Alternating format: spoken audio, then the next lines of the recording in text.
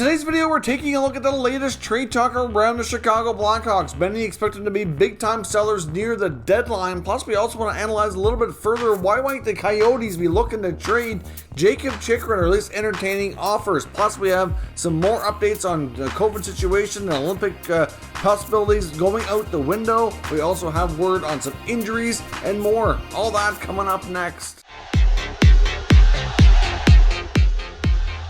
So welcome back to another video here at Top Shelf Hockey. As I mentioned, we have a variety of NHL news or rumors to talk about here today. As much as we hate to keep talking about the COVID situation, it continues to dominate the headlines of the news around the NHL. So unfortunately, it still needs to be discussed considering it's, taking all the headlines away here. So we have more teams shut down. We have more cases, more players in protocol. I believe it's over 120 players now that's in COVID protocol. Some were released, so that number might be a little bit different. But we have up to 9 teams now totally shut down. Of course, we announced yesterday that the announcement from the NHL indicated they were shutting down all cross-border games, so no team from Canada will travel to the States or vice versa until at least early January, when hopefully things can improve, but there's no guarantee that it's going to do that. We really don't know where this current wave of the pandemic is heading and where things are going to stand in January, so they have to take it on an hour-by-hour, day-by-day basis and see where everything goes. But we've now lost 43 games that have been postponed as of today. For Monday, there's a lot. I think there were supposed to be 6 or 7 games tonight, and we're only going to end up having one, which is a contest between Dallas and Minnesota. I know the NHL is very much concerned about the Winter Classic taking place between the Wild and Blues. I mean, it's something they don't want to have to cancel because it's not something that they can just recreate at a later time. It's either, it happens or it doesn't type of situation. So, one NHL executive apparently suggested maybe those 2 teams should be shut down if they're that worried about it, because that's the only way to kind of contain things, that they're not going to be around other teams. But there's a lot going on.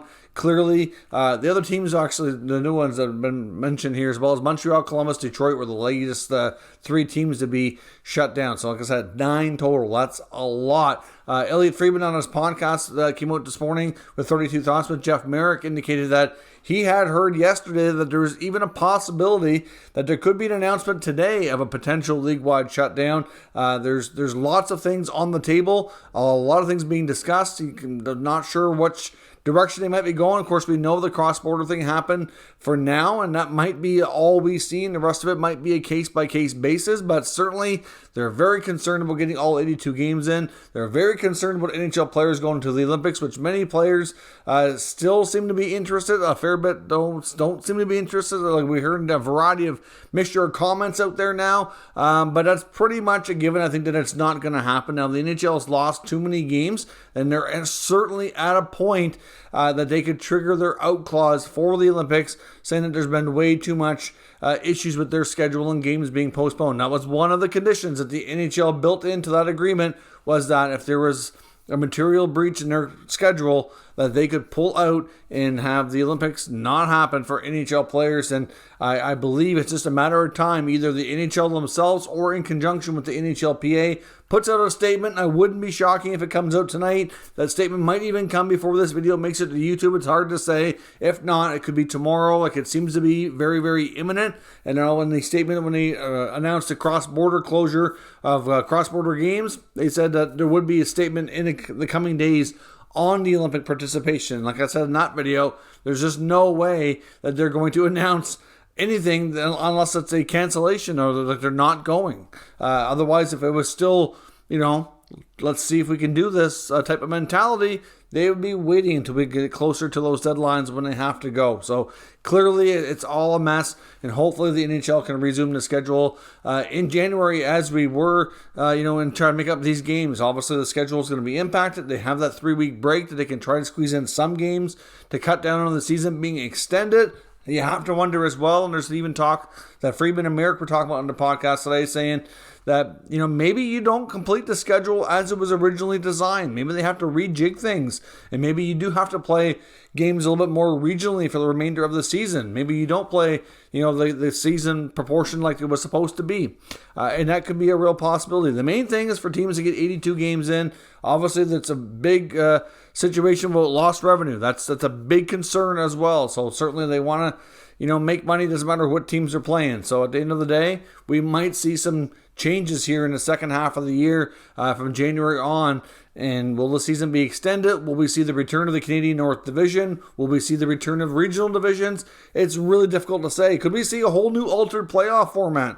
That's even a real possibility. Like, anything is possible right now. I think the NHL has a lot of things on the table to try to salvage the year so that they don't continue to lose money like they did last year. And that's the big focus right now. And ultimately, the Olympics are probably going to be announced. We're probably going to know that sooner than later. Like I said, that could come as early as tonight. But we will see where this goes. Nothing official, but I've seen several sources around the NHL that are well connected saying it ain't happening. So we'll just have to wait for that to be made official. One piece of news that came out later on yesterday, but was already didn't really fit into yesterday's video, talking about the whole potential cross-border shutdown and how all that bigger news that kind of trumped everything that took place. But Brett Connolly of the Blackhawks was suspended for 4 games for an illegal hit, which they called interference on Tanner Kero of the Dallas Stars a few days ago. It was a really bad hit, in my opinion. Kero never had the puck, never had possession, and therefore was never eligible to be hit. The puck was going in his direction, but he never had it, ever. So, to me, Connolly easily could have avoided that hit, and he did not. He kind of described it to player safety as being more of a collision than a hit, but I think he could have avoided it if he really wanted to. And obviously he doesn't have much of a past history, but still, even with that in mind, keeping in mind that the injury to Kero was substantial, he was stretchered off the ice, he's going to be out for some time. I don't have any issue at all with the 4-game suspension for that illegal hit. So that will be, obviously effective here now. Could take a little bit, though, before those games are all played, before he's finally out of suspension mode, considering the schedule changes that we've just talked about and that we've seen here recently. And a few other injury updates as well.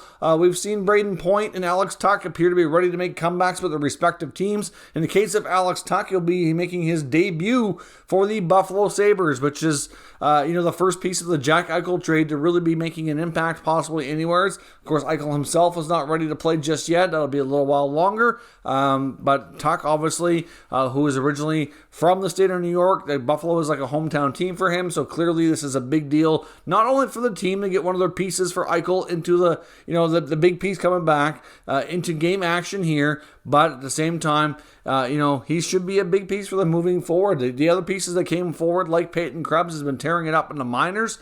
So they certainly appear to have done okay with the trade return, but it's a matter of putting it all out there and seeing it come together now. So Tuch, like I said, was highly drafted in 2014, but still, if you get a redraft today, it would be putting him up for sure. I think he's ready to have an impact. He just needs to get the right role. And the way Buffalo's going, he could easily be a top 6 forward with an impact play. So, unfortunately, he was supposed to make that debut tonight, but their game last minute here was indeed postponed. Again, one of those other 43 games that we talked about that's already been held off for now. So he'll have to wait, but the Sabres are ready to go here for Tuch as soon as they have the next game here on the docket. So we'll see when that takes place. A little bit of news out of Vancouver on their GM search.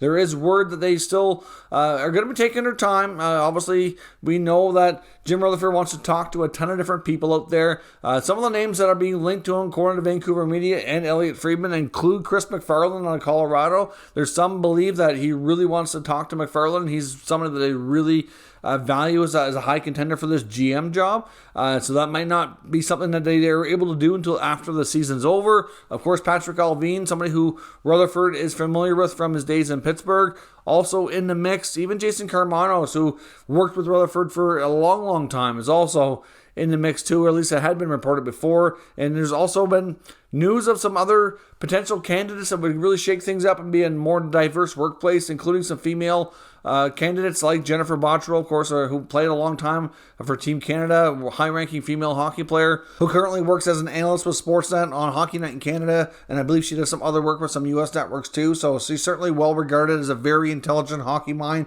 with a lot of experience. And like I said before, the Canadians also, who are looking for GM candidates right now, in a similar situation, they're believed to have some female candidates in the mix there too. So we should hopefully see some more diverse workplaces and females getting more opportunities at some high high-ranking jobs here in the near future in one of these NHL cities. Update 2 on the Arizona Coyotes. We knew that they had a deadline to meet or they could be locked out of their arena, and that deadline was coming up here on December the 23rd. Well, we know, as there are new reports from Katie Strang and The Athletic, that they have met their obligations and they are all paid up. When they first dropped off some checks a while back, when that story first broke, they paid the taxes and event fees, but they were not completely paid up on arena lease fees and everything else. So there was some concern that maybe, even though they made an effort and got a bunch of things paid, that it wouldn't be enough to hold things off. And they apparently have paid another $900,000 in back lease payments. So they are officially all caught up. They've satisfied the city of Glendale. They will not be taking any further action when it comes to locking them out of their arena. So they won't have to be,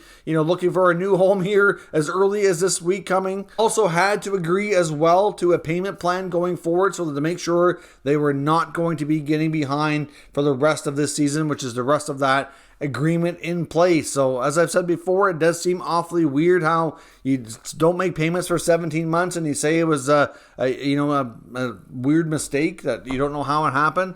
Like, it's still an odd situation. There's still a lot of concern for the franchise. They still need to figure out an arena for next year. It's certainly not the last we're going to hear of this story, but hopefully we don't hear any more about them not making payments and risking getting kicked out of their building before the season is even over. But hopefully the next time we hear some news, it's a bit more positive or a little bit more, concrete on where they're heading in the future here.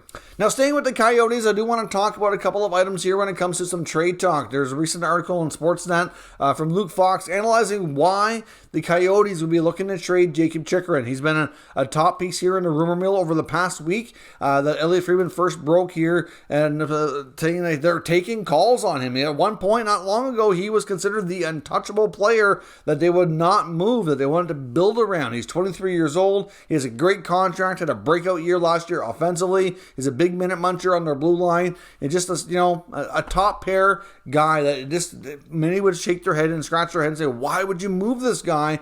And I guess part of it that kind of summarizes why this might be coming to be, the conclusions of the article here kind of summarize.